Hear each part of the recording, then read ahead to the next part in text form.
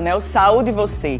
Primeiramente, gostaria de agradecer a companhia de todos os finais de semana, tá certo? Olha, no programa de hoje vamos falar sobre saúde do coração e vamos saber quais são as principais doenças cardiovasculares, tá certo? O especialista vai estar aqui conosco no estúdio e vai tirar todas as principais dúvidas. E a gente vai falar também, vamos conhecer quais são os alimentos que você que sofre principalmente com estresse pode estar combatendo esse mal, tá certo? Que é um dos principais problemas que também afeta o coração.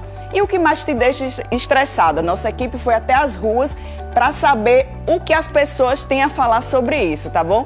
E ainda você vai saber como lidar com o mau hálito. A gente mostra daqui a pouquinho. Fica comigo, Saúde Você está no ar.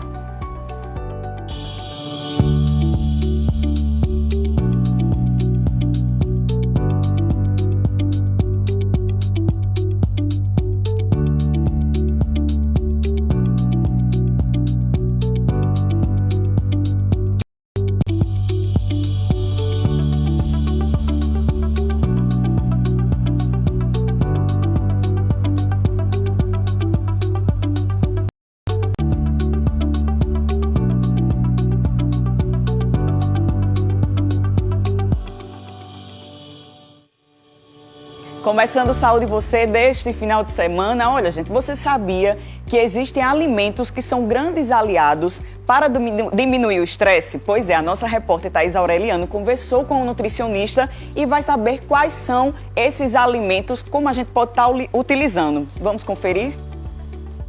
Você sabe que a ação equilibrada é capaz. A nutricionista Suime Maria explica alimentos específicos essa finalidade. As pessoas ficaram mais em casa, sem poder sair, aumentou realmente o estresse. Tanto do adulto em casa como... Então, a alimentação, porque influencia bastante no estresse. Olha, alimentos que são ricos em que o nosso corpo produziu o necessário. A alimentação vai ser bastante período do atum, que são uma boa, e também as oleaginosas, como as... E para que o efeito saudável dê resultado, peixes e oleaginosas devem ser consumidos com frequência. O mais indicado é o peixe na semana. Os doces são para aumentar o humor e ainda gerar uma sensação de prazer. É que alguns o estresse pode causar o efeito oposto. A gente só tem que ter cuidado com... Por isso que é indicado o amargo, que ele vai doce e também é um doce mais saudável e vai na redução do... Pois é, assim como a atividade física, a alimentação também está relacionada a uma boa qualidade de vida e até prevenir realmente doenças. E segundo os dados da Organização Mundial da Saúde, 30% dos casos de infarto tem mulheres como principais vítimas. E para falar um pouco mais sobre a saúde do nosso coração, estamos recebendo aqui hoje no estúdio o cardiologista Dr. Valério Vasconcelos. Seja bem-vindo, Dr. Valério, mais uma vez no Saúde Você. A gente não recebia. O senhor estávamos com saudade, viu? Obrigado. Muito obrigado. E aí, a questão do coração também a gente tem que dar uma boa atenção, porque sem ele a máquina ser humano não funciona, né? Sem dúvida, a gente diz que o coração é o motor propulsor da vida, né? O que nos dá vida é o que dá, inclusive, vida a outros órgãos, né? Então, o coração, ele é importante que ele esteja saudável, é importante que você tenha cuidado com o seu coração, porque ele vai dar mais longevidade a você e também não só longevidade, como também qualidade de vida. E aí, como a gente viu na matéria, a questão dos alimentos, né, que combate a questão do estresse, hoje em dia a gente está vivendo, ainda querendo ou não, essa questão de pandemia, tudo na nossa vida mudou. Quem não teve a vida com a mudança não viveu a pandemia, podemos dizer assim, né? E aí o estresse, ansiedade, doenças psíquicas relacionadas, tudo isso está envolvido, querendo ou não, com o nosso coração. Sem dúvida, inclusive o estresse, a ansiedade, ele por elevar o nível de cortisol, de hormônio, né? E outras substâncias, como a adrenalina também, isso faz com que os vasos estejam mais estreitados, né? O que se chama vasoconstricção. Então, os vasos ficam com um calibre menor, a circulação de sangue ela é menor para os órgãos, inclusive para o próprio coração e para o cérebro, e com isso leva a um maior risco de derrame cerebral e de infarto. Então, a ansiedade, o estresse, ele leva a infarto e derrame cerebral em 2 a 5 vezes mais em pessoas que têm o estresse. O senhor falou aí sobre vasoconstritor, e aí eu lembrei que, principalmente em academias, tem pessoas que usam demasiadamente a questão do vasodilatador. No caso, fazer uma dilatação no vaso para a circulação aumentar e ter um maior rendimento da atividade física. Porém, quando feito de forma não indicada pelo médico, quais são os riscos que essa pessoa pode ter? Exatamente. Quer dizer, quando não há, como você muito bem colocou, quando não há uma indicação, quando não há um acompanhamento, em algumas pessoas, principalmente em pessoas que sabem que tem algum problema, porque muitas vezes ela é assintomática. Às vezes a pessoa tem uma placa, por exemplo, uma placa de gordura, né, principalmente as pessoas mais idosas, ou de risco como diabetes. Essas pessoas, elas um lugar na artéria que é chamada carótida, que vai para o cérebro, ou na artéria do coração. Então, muitas vezes ela tem uma placa sem nenhum tipo de sintoma e, em algum momento, usando algumas substâncias sem indicação, ela pode, muitas vezes, ter algum tipo de complicação. Certo, ou seja, a gente vê muitas pessoas cuidando, fazendo exames cardiológicos, por exemplo, podemos dizer, principalmente quando vai fazer um pré-operatório, alguma coisa assim do tipo. Porém, realmente é uma função importante. A gente deveria procurar um cardiologista não só para essa parte pré-operatória, né? Sem dúvida, a melhor opção ainda é a prevenção, né? Muitas vezes a gente, durante a avaliação médica, durante a consulta, quando a gente vai investigar o histórico daquela pessoa, às vezes a pessoa não tem nenhum relato de sintoma, mas pelo histórico, através do exame físico e de exames complementares, a gente consegue muitas vezes detectar uma coisa que está começando e aí a gente consegue prevenir que aquilo não leve a um problema, como, por exemplo, um infarto ou, por exemplo, um derrame cerebral, que são as 2 doenças que mais matam no mundo. Quer dizer, 30% das doenças cardiovasculares, 30% das pessoas, a mortalidade é em decorrência das doenças cardiovasculares. Então, a gente pode prevenir isso através, como você muito bem colocou, de hábitos saudáveis, um estilo de vida saudável também. E aí o senhor falou sobre a questão desses 30%, e aí no início do programa eu falei que as mulheres são as mais afetadas, geralmente. Por quê? As mulheres hoje, elas, por ocuparem o mercado de trabalho muito mais do que antigamente, as mulheres, pela dupla jornada de trabalho, as cobranças muitas vezes por metas no trabalho, o estresse do dia a dia. E a mulher tem uma peculiaridade que a gente diz a anatomia do coração. O coração é um pouco menor e os vasos têm um calibre menor. E uma outra coisa que muitas vezes atrapalha é porque o sintoma de doença cardíaca na mulher é diferente muitas vezes do homem. Enquanto que no homem a dor que a gente chama angina, a dor que sinaliza que tem alguma coisa na circulação que não vai bem. Então chama-se angina. A dor no homem é uma dor que aperta aqui no peito, indo para o braço ou às vezes para o pescoço. Na mulher, muitas vezes, o sintoma é uma dor como se fosse um problema gástrico ou uma dor na coluna. Então, muitas vezes a mulher pensa que é um problema de coluna ou que é um problema gástrico e aquilo pode ser um problema cardíaco. Então, isso muitas vezes retarda o diagnóstico porque muitas vezes ela não vai ao médico achando que aquilo é um problema gástrico, um problema de coluna e muitas vezes é um problema cardíaco. Então, isso é uma das coisas que tem feito com que tenha aumentado muito a mortalidade, o infarto na mulher. E sobre a questão dos sintomas, o senhor citando aí, é completamente diferente do homem e da mulher, mas eu já vi pessoas confundindo, por exemplo, uma dor de gaze, acreditem se quiser, chegando no hospital com a dor de gaze achando que estava infartando ou vice-versa. Então, assim, tem detalhes, tem sintomas que a gente sente que às vezes não dá importância, como a questão da mulher, por exemplo, uma dor de coluna, você que é porque você está infartando, né?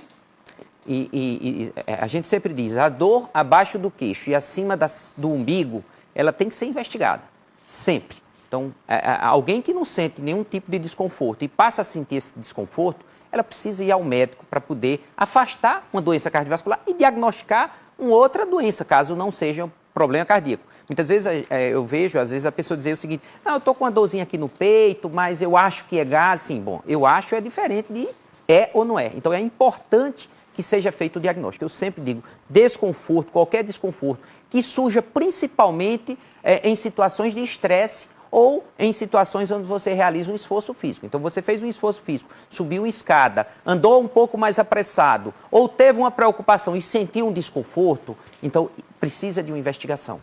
Claro, depois da avaliação, depois dos exames, você vai ver se realmente aquilo é ou não é um problema cardíaco. E aí, você afastando uma doença cardíaca, você pode ter outras causas, como doenças no esôfago, refluxo gastroesofágico, como você muito bem colocou. Isso pode dar desconforto. Agora, o que você que aquilo é gases e não procurar uma orientação médica, e muitas vezes você vai perdendo tempo. Ou seja, dor nunca vai ser normal, né? Não. E assim, na questão cardiovascular, o tempo ele é ouro, né? Quanto mais precocemente você procura orientação médica, quanto mais precocemente é feito o diagnóstico e é iniciado o tratamento, melhores são os resultados. Maravilha. Olha, gente, e aí a nossa equipe foi para as ruas para saber um pouco mais sobre essa questão do estresse, o que deixa as pessoas mais estressadas nesse nosso dia a dia. E é isso que a gente vai conferir agora. Você costuma tomar algum medicamento para aliviar o estresse e conseguir dormir, por exemplo? Não, tomo não. Eu tento me controlar, às vezes eu fico assim, mas quando eu estou um pouco, passa a hora de comer, eu tenho um problema para resolver assim, fico um pouco estressado, mas depois se alivia. Olha aí, a falta de comida geralmente dá aquela dor de cabeça, aquele desconforto. A falta de água também pode acontecer isso no nosso organismo. E aí tem pessoas que tomam medicamento em excesso e tem pessoas que procuram não tomar medicamento, assim como o nosso personagem na matéria. E aí, o que seria de maior risco? Tomar demais ou às vezes nem dar importância ao medicamento? O estresse, ele precisa ser gerenciado. A gente sempre diz, não existe vida sem estresse. O estresse faz parte da vida moderna de todos nós. O que a gente precisa é aprender a lidar com ele. O que fazer para gerenciar isso, para que aquele estresse não afete tanto a gente.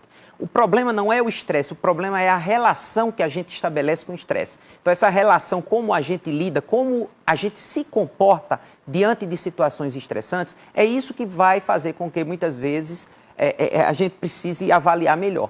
Então, muitas vezes, o remédio, às vezes a pessoa não precisa de remédio, às vezes precisa ver o que é que está faltando. Será que está faltando atividade física? A atividade física é um dos moduladores do estresse. A atividade faz você encarar a vida, a atividade física, você encara a vida de forma melhor. Então, você gerencia, é como se você tirasse um pouco do efeito do estresse. Na verdade, se tira, ela modula melhor, ela tira um pouco os malefícios que as substâncias que são liberadas pelo estresse, como, por exemplo, o cortisol, a adrenalina. Então, ela anula, ela neutraliza um pouco isso e faz com que você tenha uma sensação de bem-estar, que muitas vezes esse benefício, ele traz outros ganhos. Por exemplo, a autoestima também, você passa a ter uma melhor autoestima, você passa a ter uma disposição melhor para a vida e para o trabalho, você passa a ter um sono melhor, você passa a diminuir muitas vezes dores musculares, dor de cabeça, sensação de palpitação que você tinha no coração muitas vezes, sensação de batedeira no peito pelo estresse. Então, a atividade física pode melhorar um pouco isso. Então, é importante que você encontre qual o caminho que você pode ter para poder lidar melhor com o estresse do dia a dia. Porque a gente não tem como fugir do trânsito, a gente não tem como fugir da violência que hoje em dia assola o nosso país. Então, muitas vezes a gente precisa aprender maneiras. A própria alimentação, né? Também, uma boa alimentação, horas de sono, lazer importante, né? Quer dizer, você ter horas de lazer também, você procurar encontrar um momento para você. A oração, a própria oração, a pessoa que vai lá orar, rezar, meditar, meditação, a yoga. Quer dizer, existem metodologias que você pode utilizar para fugir do estresse ou para lidar, na verdade, para gerenciar melhor esse estresse. Maravilha. E um segredo também é contar de 1 a 30, porque nesses 30 segundos você corre o risco de falar alguma besteira na hora da raiva, na hora do estresse. E aí a gente tem mais um Fala Povo. Você é daqueles que explode ou se mantém controlado quando está estressado? Eu sou muito explosivo. Quando eu estou estressado, aí eu sou muito explosivo. Olha aí, eu nem sabia o que era que ia ser perguntado e já adiantei. Um segredo, eu antes, a questão de 1 a 10, conte de 1 a 10 lentamente. Aí eu comecei a pesquisar, estudar e até os 30 segundos, na hora de um estresse, na hora de uma raiva, as pessoas cometem mais erros, falam mais coisas assim desnecessárias. Então é importante realmente parar, fazer um autocontrole, né? Sem dúvida, o autocontrole, respirar profundamente, né? Procurar tentar mudar um pouco o pensamento, tentar tirar o foco daquilo, é importante. O que você não pode é pegar esse estresse e carregar ao longo do dia. Carregar aquela situação que não foi agradável e ficar ao longo do dia ruminando aquele pensamento. Então isso é ruim para o coração. Quer dizer, a forma como você vai colocar para fora isso é interessante que você procure tentar trabalhar isso e jogar para fora essa raiva ou essa contrariedade. O que você não pode é ficar com ela guardada para si, né? Quer dizer, e ruminar isso, ficar o tempo todo com esse pensamento, porque isso vai trazer problema no teu sono, vai dar pesadelo, vai subir a pressão, muitas vezes vai ter arritmia. Se você já tem um problema cardíaco que muitas vezes estava compensado, pode ter uma descompensação, enfim, traz danos. A gente tem casos, às vezes, de pessoas que têm uma raiva hoje, uma semana depois ela tem um infarto. É verdade. Então, muitas vezes, é aquela coisa que você ficou com aquele pensamento ruim o tempo todo. Então, que você não trabalhou, que você não deixou isso, né, não procurou tentar mudar um pouco o foco, muitas vezes aquilo vai trazer um problema cardíaco. É o que podemos dizer na psicologia, a doença psicossomática, né? Aquilo que o corpo sente, ele se deixar guardado, uma hora vai explodir. Isso. De alguma forma, as emoções, o ser humano é movido a emoções e sentimentos, né? Sem dúvida, sem dúvida. E aí temos mais um Fala Povo. O que costuma te deixar estressada? Minha filha, olha, tem vários fatores, entendesse? Mas o maior fator hoje em dia é essa pandemia. Isso é um estresse muito alto, que está me custando psicologicamente muito caro. Ou seja, uma hora baixa os casos, outra hora quer aumentar os casos, uma hora 2 doses de vacina necessária já vai colocar a 3ª dose, ou seja, a gente está ficando todo mundo estressado de alguma forma, né? Isso tem, inclusive a pandemia aumentou muito o número de doença cardiovascular, né? Aumentou por vários motivos, aumentou pelo estresse também, o estresse que todos nós estamos passando.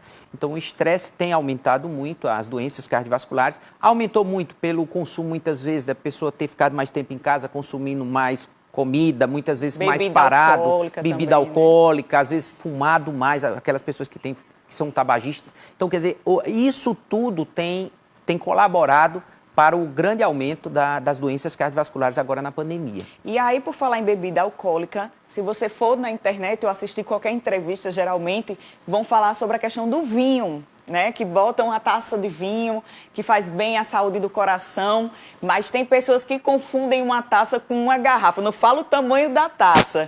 E aí, realmente, é comprovado cientificamente essa questão da taça? A taça existe ela como efeito assim, uma taça dia, ela tem benefício cardiovascular, desde que você não tenha nenhuma outra contraindicação. Sim. Né? Na verdade, a gente não recomenda, isso não é uma recomendação nossa. O que a gente faz é, quando a pessoa já tem o hábito, a gente, se não existir nenhum tipo de contraindicação, a gente não vai se contrapor a isso, né? A gente não orienta, faça isso para ter benefício. Agora, uma taça dia, ela traz benefício comprovadamente, cientificamente, porque por conta do resveratrol. Não apenas o vinho, mas a uva roxa, o suco de uva integral, ele tem o componente também, o chamado resveratrol, que é um antioxidante, que traz benefício para o coração, para o sistema cardiovascular.